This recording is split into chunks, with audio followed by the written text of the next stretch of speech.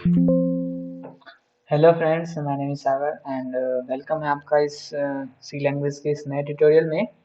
तो जैसा कि हमने देखा था दो पार्ट में कि पहला पार्ट था कि व्हाट इज सी लैंग्वेज, क्या है सी लैंग्वेज, क्या कारण थे जो सी लैंग्वेज बने, क्यों इम्पोर्टेंट है सी लैंग्वेज, एक बिगिनर को क्यों प्रेफर देना चाहिए सी लैंग्वेज सीखने के लिए। और दूसरे पार्ट में हमने देखा था कंप्यूटर क्या है, what is zero one, software क्या है, फाइल क्या है। ये सब हमने अपने दूसरे पार्ट में देखा था। आज ये एक नया पार्ट है सी लैंग्वेज का। तो स्टार्ट करने से पहले जोश के साथ जो आज कुछ नया सीखने को मिलेगा और एक नए सफ़र में चलते हैं, सफ़र से लौटेंगे जब ये खत्म होगा। ठीक है, तो चलते सफ़र में अपने और स्टार्ट करते हैं आज का टॉपिक। तो आज का टॉपिक है हमारा व्हाट इज ऑपरेटिंग सिस्टम, और टॉपिक्स होंगे आगे। ठीक है, तो पहला टॉपिक है यहाँ पे व्हाट इज। देखिए, आप लोग सोचते होंगे सी लैंग्वेज स्टार्ट क्यों नहीं कर रहे, थ्योरी चला रहे हैं। लेकिन सी लैंग्वेज स्टार्ट करने से पहले कंप्यूटर के बारे में थोड़ा सा जानना पड़ेगा, ऑपरेटिंग सिस्टम के बारे में जानना पड़ेगा और थोड़ा कंपाइलर के भी बारे में जानना पड़ेगा। तभी हम समझ पाएंगे जो कैसे हमारा सी लैंग्वेज कोड में बदलता है मशीन लैंग्वेज में या ऑब्जेक्ट कोड में। तो चलते स्टार्ट करते हैं। यहाँ पे लिखा हुआ है what is operating system. Operating system क्या है? ठीक है, आप लोग समझते होंगे ऑपरेटिंग सिस्टम वो है जो हमारे लैपटॉप में रहता है, हमारा विंडोज़ में रहता है, हमारे पीसी में रहता है। अब कौन सा ऑपरेटिंग सिस्टम, नाम क्या सुने हैं? Windows Vista, Solaris, Macintosh, Linux, Ubuntu, MS DOS, जैसे विंडोज 11 यहाँ पे मैंने एग्जांपल दिया हुआ है। तो ये सब आप जानते हैं ऑपरेटिंग सिस्टम होता है। ठीक है, हमारे लैपटॉप में रहता है, इसको खिड़की बोलते हैं हम लैपटॉप का, जो इंटरफेस देखते हैं। तो अच्छा, तो इंटरफेस है जो हम कंप्यूटर से बात करें, हम लैपटॉप से बात करें, हम पीसी से बात करें। इसका मतलब ये एक जरिया है, ऑपरेटिंग सिस्टम एक जरिया है जो हमको मशीन से इंटरफेस प्रोवाइड करता है। ठीक, वही वही यही है वो। It is a system software, ये भी सॉफ्टवेयर है, लेकिन ये सिस्टम सॉफ्टवेयर है जो सिस्टम को पढ़ने में हमारी मदद करता है, सिस्टम से हमें इंटरफेस कराता है। वही यहाँ पे लिखा हुआ है, it is a system software. ये एक सिस्टम सॉफ्टवेयर है। उसके बाद यहाँ पे लिखा हुआ है सेकंड पॉइंट में, operating system is interface provider. एक इंटरफेस प्रोवाइडर है ये बिटवीन यूजर एंड मशीन, जो मशीन और यूजर के बीच में इंटरफेस प्रोवाइड कराता है, जो हम मशीन से बात कर सके या मशीन से काम करवा सके। ओके, फिर यहाँ पे लिखा हुआ it does process management, memory management और फाइल मैनेजमेंट। ये सब ये क्या करता है? ये प्रोसेस करता है, मैनेजमेंट करता है किस चीज का? Memory management, file management. ये फाइल मैनेजमेंट भी करता है, विंडोज पे देखते होंगे शॉर्टकट रखता है। मेमोरी का भी मैनेजमेंट यही करता है, फाइल का भी मैनेजमेंट करता है। जैसे हम कोई फाइल का शॉर्टकट बनाते हैं या कोई ऐप देते हैं तो ये विंडोज के ऊपर में शॉर्टकट बनता है। तो ये क्या करता है? ये मेमोरी मैनेजमेंट भी करता है और फाइल मैनेजमेंट भी करता है। ठीक है, अब यहाँ पे लिखा हुआ it works act as a manager of the computer system. ये लाइन इंपॉर्टेंट है, यहाँ पे कह रहा है इट वर्क्स, इसका काम है act as a manager of the computer system. जैसे कोई होटल में जाते हैं तो होटल में जाने से पहले मैनेजर मिलता है, होटल मैनेजर मिलता है। आप होटल मैनेजर से पूछते हैं कि उस होटल का क्या खासियत है, इसमें क्या सब है, कहाँ पे क्या सब है, उसका इंफॉर्मेशन दीजिए। ठीक उसी तरह ऑपरेटिंग सिस्टम का भी वही काम है। ये सबसे पहले हम इसी से मिलते हैं जब हम अपना कंप्यूटर या लैपटॉप ओपन करते हैं, और ये मैनेजर है, ये हमें बताता है कि फाइल कहाँ है, ये कहाँ है, ये कहाँ है।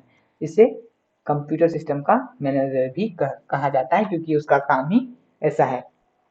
एग्जाम्पल में देख ही लिए हम, डॉस बेस, फिर विंडोज 11, विंडोज 10, विंडोज 7, बहुत सारे हैं, Windows Vista, Solaris, Macintosh, Linux, Unix, Ubuntu, ये सब। यूनिक्स किस लैंग्वेज में बना हुआ है? सी लैंग्वेज में बना हुआ है, हमने पिछले पार्ट में देख लिया था।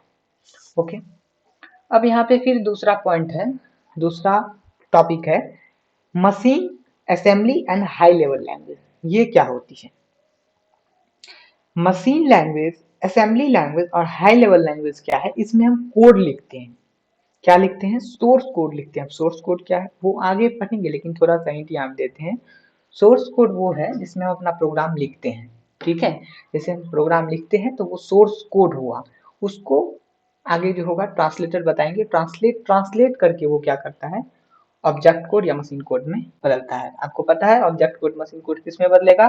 बाइनरी नंबर में, क्योंकि कंप्यूटर बाइनरी नंबर ही समझता है। हमने पिछले क्लास में डिस्कस कर चुके हैं। ओके, तो यहाँ पे सबसे पहले समझ गए मशीन असेंबली और हाई लेवल लैंग्वेज का क्या काम है। हम इसमें सोर्स कोड लिखते हैं, ठीक है। अब यहाँ पे पहला लैंग्वेज लेते हैं हम, यहाँ पे मशीन लैंग्वेज।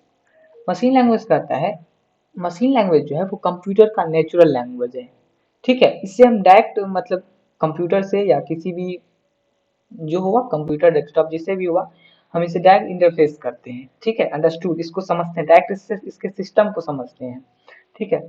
ये लैंग्वेज जो है ये सिर्फ मशीन डिपेंडेंट है।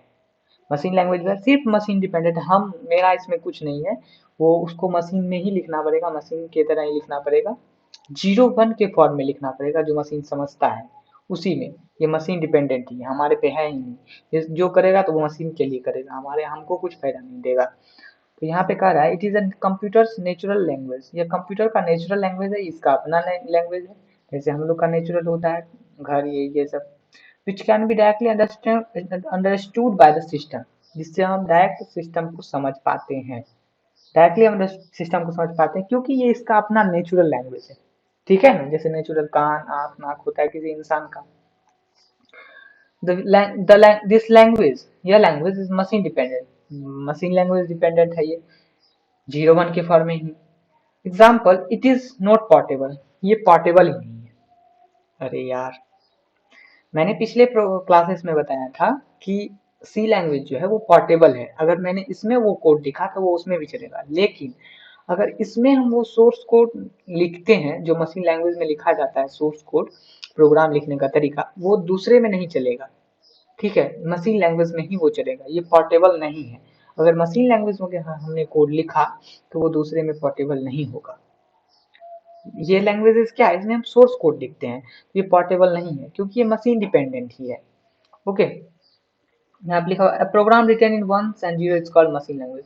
अब जब इसमें प्रोग्राम लिखेंगे, ठीक है, 5 जैसे हम यहाँ पे लिखेंगे 5 + 3, तो 5 को लिखेंगे 1 0 1, प्लस का भी बाइनरी होता है वो, +3 का वो जो जो होगा वो बाइनरी लिखना पड़ेगा, तो कितना झंझट है। तो इसलिए ये मशीन डिपेंडेंट है और इसको बाइनरी कोड में ही लिखा जाता है। अब binary code is used in a machine language for specific operation. Binary code का यूज कब किया जाता है? जब machine language for a specific operation, एक स्पेसिफिक ऑपरेशन टास्क परफॉर्म करने के लिए बाइनरी कोड का यूज किया जाता है मशीन लैंग्वेज में। स्पेसिफिक ऑपरेशन, कोई खास ऑपरेशन के लिए, ठीक है। A set of binary pattern is associated with each computer। अब यहाँ पे ये तो पता होगा, इस set of binary pattern, binary pattern के बारे में पढ़ चुके हैं, 101 के फॉर्म में लिखा जाता है, ठीक है। तो बाइनरी पैटर्न जो है वो एसोसिएट है इच कंप्यूटर में, सभी कंप्यूटर तो बाइनरी नंबर ही समझता है ना, तो वो सब में है। मोरीवर स्पीड और writing testing and debugging is very slow in machine language, और स्लो होगा। सबसे पहले तो हमको सोर्स कोड में लिखना पड़ेगा, 101 के फॉर्म में लिखना पड़ेगा, इसी के भाषा में लिखो, इसी को समझाओ। ओके, तो ये थोड़ा लेस टाइम हो गया, ज़्यादा स्लो हो गया। टेस्टिंग करना, इसका डिबगिंग करना, डिबगिंग मतलब होता है जो बग मतलब खराबी, डी मतलब उसको निकालना है, उस किसी खराबी को दूर करना, ये सब में बहुत टाइम लग जाता है मशीन लैंग्वेज कोड में। अगर हम सोर्स कोड लिखे तो सोर्स कोड क्या है, हमारा प्रोग्राम, ठीक है। मशीन लैंग्वेज समझते।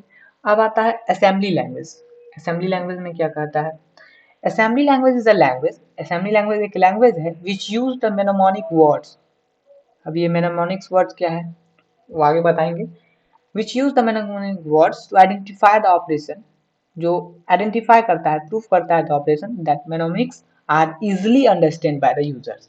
ये जो मेनोमोनिक्स वर्ड है इसको हम बोलते हैं, एक मतलब उसका अपना मेनोमोनिक्स है, वो लिखेंगे तो वो समझेगा, ठीक है। जैसे जैसे यहाँ पे देखिए, यहाँ पे लिखा हुआ ऐड सब मल, अगर ऐड लिख दिया तो समझे प्लस हो गया, सब मल डिवीजन ऐसे करके वो लिखेंगे तो वो समझेगा, ठीक है। इतना बस मेनोमोनिक्स इसका खुद का मेनोमोनिक्स है, वो अगर लिखेंगे तभी असेंबली लैंग्वेज समझेगा। ये थोड़ा सा उससे थोड़ा सा अच्छा है असेंबली लैंग्वेज।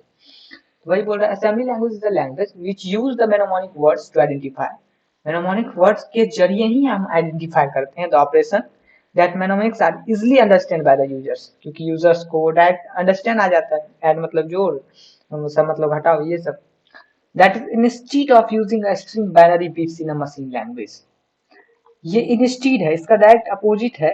ये 01 के फॉर्म में लिखा जाता है एक set of string binary code, binary bits, ठीक है। एक बिट्स बराबर 8 बाइट्स होता है, ठीक है। नहीं नहीं नहीं, 1 बाइट बराबर 8 बिट्स होता है, 1 बाइट बराबर 8 बिट्स होते हैं, ठीक है। तो ये बिट्स में लिखा जाता है, 801 के फॉर्म में लिखा जाता है, और यहाँ पे डायरेक्ट 01 के फॉर्म में लिखा जाता था। और यहाँ पे एक स्ट्रिंग स्ट्रिंग आगे पढ़ेंगे, स्ट्रिंग नहीं जानते, एक मतलब थोड़ा सा समूह सेट करके ग्रुप करके और यहाँ पे लिखा जाता है in a machine language. Program started using English like word. Machine language में ये किया जाता है, प्रोग्रामर्स स्टार्टेड यूजिंग इंग्लिश। अब इस लैंग्वेज में क्या है, प्रोग्रामर्स स्टार्टेड यूजिंग इंग्लिश। इसमें इस लैंग्वेज में प्रोग्रामर जो है वो इंग्लिश में, इंग्लिश वर्ड्स में वो स्टार्ट कर सकता है, जैसे ऐड सब। और यहाँ पर क्या था, मशीन लैंग्वेज में 01 के ही फॉर्म में लिखा जाता था। ये सेट ऑफ इंस्ट्रक्शन, ये जो स्ट्रिंग है, ये भी मशीन लैंग्वेज में ही लिखा जाता था। और यहाँ पर क्या है, प्रोग्रामर जो है वो इंग्लिश वर्ड से शुरू कर सकता है as commands that can be easily interpreted by programmers, जो प्रोग्रामर्स को समझ आ जाए। The alphanumeric symbol are called mnemonics in the assembly language. Assembly language में कुछ अल्फान्यूमेरिक सिंबल हैं, उसी को मेनोमोनिक्स कहते हैं। सब हमको मेनोमोनिक्स वर्ड्स में ही लिखना पड़ेगा, हम अपना भाषा में नहीं लिख सकते। ये थोड़ा इससे अच्छा है, जैसे ऐड सब मल्टीपल डिवीजन, ठीक है। ये हुआ। अब आगे चलते हैं असेंबली लैंग्वेज। उसके बाद यहाँ पे the disadvantage of assembly language, it is time consuming for an assembler to write and test the program. ये टाइम कंज्यूमिंग है, उससे थोड़ा कम है लेकिन टाइम कंज्यूमिंग है, क्योंकि हम उसका जो मेनोमोनिक्स है उसी को हम यूज कर सकते हैं, जो हमको थोड़ा मोड़ा आता है वही वो कर सकते हैं, तो वो थोड़ा समझेगा। उसको डायरेक्ट 01 में नहीं लिखना है यहाँ पे। It is the time consuming for an assembler to write and then test the program. ये टाइम कंज्यूमिंग भी होगा। Assembly language programs are not portable, ये भी पोर्टेबल नहीं होगा। मशीन लैंग्वेज का भी पोर्टेबल नहीं होगा और ये भी नहीं पोर्टेबल होगा, क्योंकि इसका खुद ही का असेंबली लैंग्वेज का होगा, जैसे उसका खुद था। यहाँ पे मेनोमोनिक्स वर्ड यूज होता था और वहां पे उसका 01 यूज होता था, ठीक है। तो ये भी समझ गए। इट हैज सेवरल मेनोमोनिक्स, इसके पास सेवरल मेनोमोनिक्स वर्ड्स हैं, जो so it can not be memorize the instruction. इसको इंस्ट्रक्शन से याद नहीं रहेगा। कितना मेनोमोनिक्स वर्ड्स हैं, आप लोग देखिएगा सर्च करके यूट्यूब नेट पे, व्हाट इज मेनोमोनिक्स वर्ड, ठीक है। तो इसको इंस्ट्रक्शंस याद ही नहीं रहते हैं, ठीक है। अब आता है हाई लेवल लैंग्वेज, हम लोग इसी लैंग्वेज में कोड लिखेंगे। Procedure oriented language or procedure oriented object oriented language are high level language. जो प्रोसीडर ऑब्जेक्ट हमें देता है, ओरिएंटेड जो उत्पन्न करता है ऑब्जेक्ट ओरिएंटेड है, वो है high level language. These languages are employed for the easy and speedily development of a program. इस लैंग्वेज में हम इम्प्लॉयड कर सकते हैं, बहुत आसान और जल्दी से डेवलपमेंट कर सकते हैं एक प्रोग्राम को, इजी और स्पीडली। अगर हम इजी और स्पीडली करते हैं तो इसका मतलब इसमें प्रोग्राम लिखने के लिए हमको आता होगा, इसका वर्ड आता होगा। In this language general uses the English sentence, ये हुई ना बात, जो इंग्लिश सेंटेंस हमको आती है वो इस लैंग्वेज में यूज होता है। टू राइट द प्रोग्राम, हमको प्रोग्राम लिखने के लिए इस लैंग्वेज में इंग्लिश सेंटेंस का यूज हम कर सकते हैं, ठीक है। वो कोड करेगा ट्रांसलेटर। आगे पढ़ेंगे। High level language are easily tested and easily debugging, होता ही है, टेस्टेड भी आराम से हो जाएगा और डिबगिंग भी हो जाएगा, उतना कठिन भी नहीं होगा, क्योंकि यहाँ पे डायरेक्ट इंग्लिश सेंटेंस में हम अपना कोड लिखते हैं, ठीक है। ये समझ गए। मशीन लैंग्वेज में 01 के, इसमें असेंबली लैंग्वेज में मेनोमोनिक्स वर्ड में, और हाई लेवल लैंग्वेज में इंग्लिश सेंटेंस जो हमको आता है उसमें अपना प्रोग्राम लिख सकते हैं। अब आता है ट्रांसलेटर। ट्रांसलेटर का क्या काम होता है, ट्रांसलेटर का काम होता है, अगर हमने जो सोर्स कोड लिखा है हाई लेवल लैंग्वेज में, जैसे हमने उसको लिखा तो वो समझता तो है 01 की फॉर्मेट में। मशीन जो है, लैपटॉप कंप्यूटर जो है वो 01 का फॉर्मेट ही समझता है। तो ट्रांसलेटर क्या होता है, हमारे सोर्स प्रोग्राम के कोड को कन्वर्ट करता है मशीन लैंग्वेज में। इसी कन्वर्सेशन करने वाले को हम ट्रांसलेटर कहते हैं, ठीक है।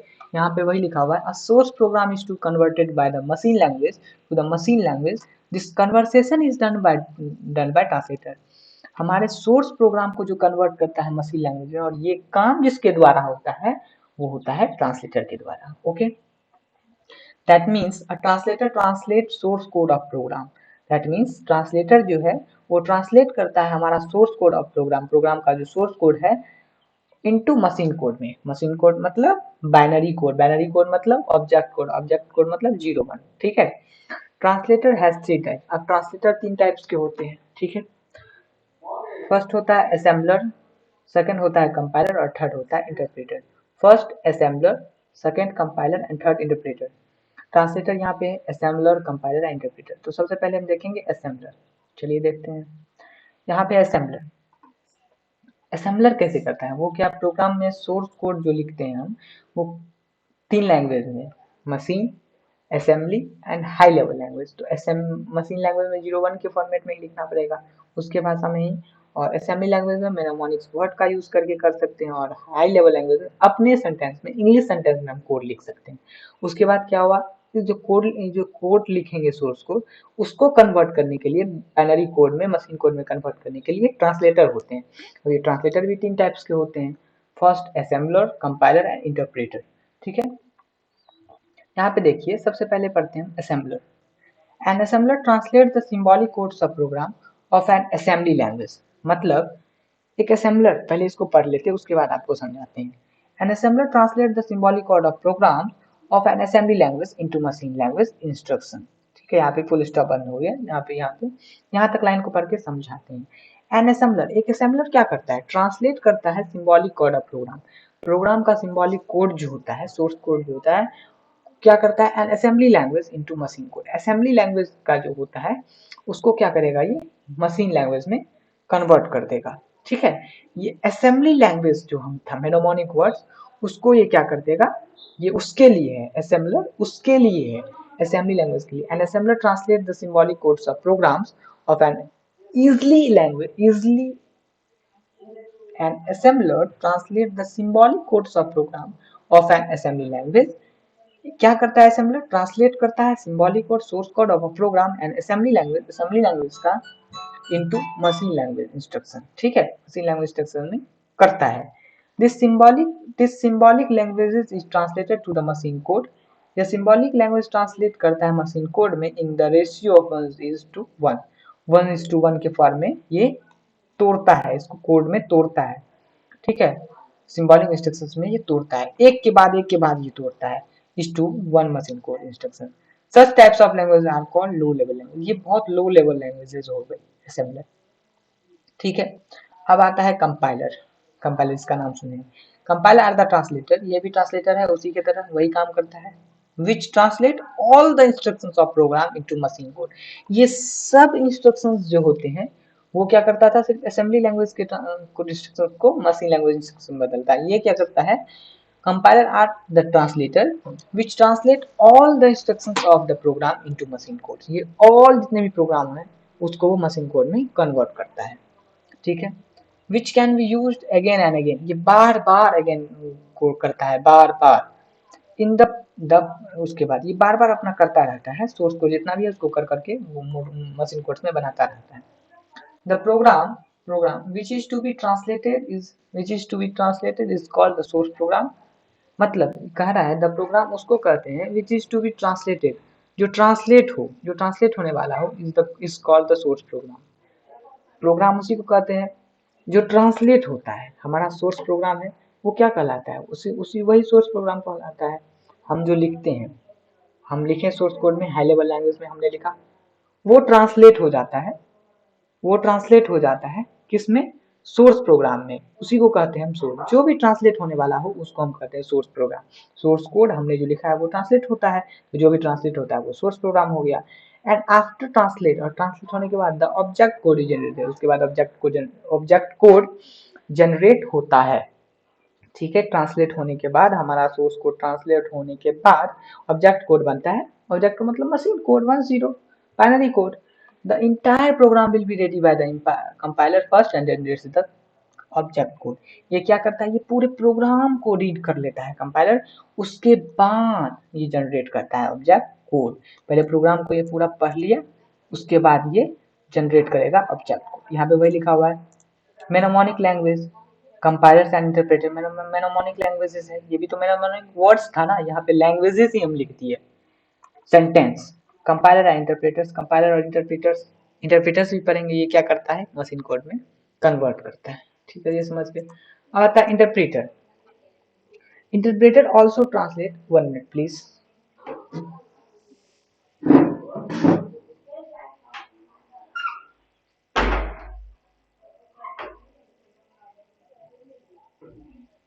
हाँ, तो इंटरप्रेटर, इंटरप्रेटर देखेंगे अब इंटरप्रेटर क्या है। तो इंटरप्रेटर भी वही ट्रांसलेटर है, लेकिन इसका क्या खूबी है। इंटरप्रेटर और कंपाइलर में कोई डिफरेंस नहीं है, बस थोड़ा सा डिफरेंस है, दोनों काम करता है वही कि यहाँ पे लिखा भी है कंपाइलर एंड इंटरप्रेटर। यहाँ पे मेनोमोनिक लैंग्वेज है और वहाँ पे मेनोमोनिक वर्ड्स था, ये देख लीजिए, ये देख लीजिए, नहीं विश्वास हो रहा है तो कहाँ गया, high level language, mnemonic words to identify, mnemonic word identify करता है। यहाँ पे असेंबलर, यहाँ पे इंटरप्रेटर, यहाँ पर जो कंपाइलर है ये मेनोमोनिक लैंग्वेज को कन्वर्ट करता है। उसके बाद यहाँ पे आता है इंटरप्रेटर। इंटरप्रेटर का क्या काम है, ये भी कंपाइलर की तरह है, बस थोड़ा सा इसमें डिफरेंसेस है, काम वही करता है। Interpreter also translate the source programme into the object code, ये भी उसी तरह काम करता है जैसे कंपाइलर करता है, बट लेकिन इट हैज सब डिफरेंसेस ऑफ कंपाइलर, लेकिन इसमें कुछ डिफरेंसेस है कंपाइलर से। क्या डिफरेंसेस है, interpreter reads the source program line by line, ये इंटरप्रेटर क्या करता है, सोर्स प्रोग्राम को लाइन बाय लाइन पढ़ता है और जनरेट करता है, और वो ऑब्जेक्ट कोड एक लाइन पढ़ा उसका जनरेट कर दिया, एक लाइन पढ़ा और जनरेट कर दिया। Whereas in compiler reads the entire program and then generates the object code. और कंपाइलर क्या करता है, डायरेक्ट पढ़ लेता है, यहाँ पे देखिए लिखा will be ready the compiler first and generates the object code. ये कंपाइलर क्या करता है, पूरे प्रोग्राम को पढ़ के उसके बाद ये ऑब्जेक्ट कोड देता है, और interpreter line by line. Interpreter directly execute the program from source code, ये डायरेक्टली एग्जीक्यूट करता है सोर्स कोड से। ठीक है, सोर्स कोड से लाइन बाय लाइन पढ़ रहा है, सोर्स कोड को कर रहा है ऑब्जेक्ट कोड में। Due to this every time the source code should be input to the interpreter, input होता रहता है, इंटरप्रेटर से निकलता रहता है, इंटरप्रेटर से निकलता रहता है, क्योंकि लाइन पढ़ा, इंटरप्रेटर एक ऑब्जेक्ट कोड इनपुट कर दिया, फिर पढ़ा, फिर इनपुट कर दिया, इनपुट होते रहता है इंटरप्रेटर में सोर्स कोड। सोर्स कोड हमेशा इनपुट होते रहता है, एक इनपुट हुआ आउटपुट दिया इंटरप्रेटर, एक इनपुट हुआ फिर आउटपुट दिया, इस तरीके से।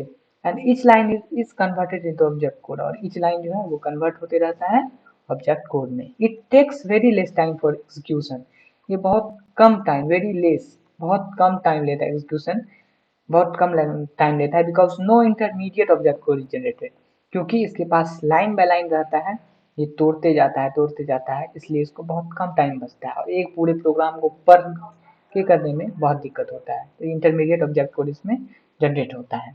समझ गए। तो आज का ट्यूटोरियल यहीं तक था। आज हमने देखा what is operating system, machine assembling and high level language, machine language, assembly language, the disadvantage of assembly language, high level language, translators. ठीक है, और यहाँ पे असेंबली, कंपाइलर, इंटरप्रेटर। कल से हम देखेंगे सी लैंग्वेज क्या है, सोर्स कोड क्या है, प्रोसेसर क्या है, कंपाइलर क्या है, क्योंकि अब पढ़ना क्या है हाई लेवल लैंग्वेज में और कंपाइलर में, तब इसका चर्चा कल से होगा। तो अगर आप लोगों ने मेरा पहला 2 वीडियो नहीं देखा है तो ये देख लीजिए, सी लैंग्वेज ट्यूटोरियल्स का ये पार्ट 1, ये बहुत इंपॉर्टेंट है, पहला वीडियो और सेकेंड वीडियो। सी लैंग्वेज कैसे बना, क्यों बनाया गया इसको, क्या वजह था इसको बनाने का, ये सब बहुत कम जानते हैं। सी लैंग्वेज किस लिए बनाया गया, what is zero, what is computer, what is zero and one, what is zero and store, कैसे हम मेमोरी में डाटा स्टोर करते हैं, what is file, what is software, और आज जो पढ़ा है वो तो है ही। तो आशा है कि आप लोग को ये ट्यूटोरियल समझ आ रहा होगा, और मैंने प्लेलिस्ट भी बना दी है, तो आप लोग उसको एक्सेस कर लीजिएगा, और इसी तरह जुड़े रहिएगा। और यार लाइक शेयर और सब्सक्राइब कर देना, क्योंकि बहुत टाइम लगता है, बहुत मेहनत लगता है ये आपके लिए स्लाइड बनाने में, और इसमें बहुत इंपॉर्टेंट बुक्स, दिमाग जितना हो सब लगा के बनाते हैं। तो चिंता मत करिए, प्रैक्टिकल भी होगा, तो पहले थोड़ा 1-2 दिन क्लास में होगा, 2 दिन और चलेगा, उसके बाद हम लोग फिर सी प्रोग्राम्स बनाने लगेंगे, तो बहुत अच्छा लगेगा। तो जर्नी ख़त्म अभी आज का, ये नहीं हमेशा के लिए आज का, तो कल से फिर स्टार्ट होगा। तो लाइक शेयर सब्सक्राइब कर देना, और मिलते हैं नेक्स्ट वीडियो में, तब तक के लिए बाय बाय।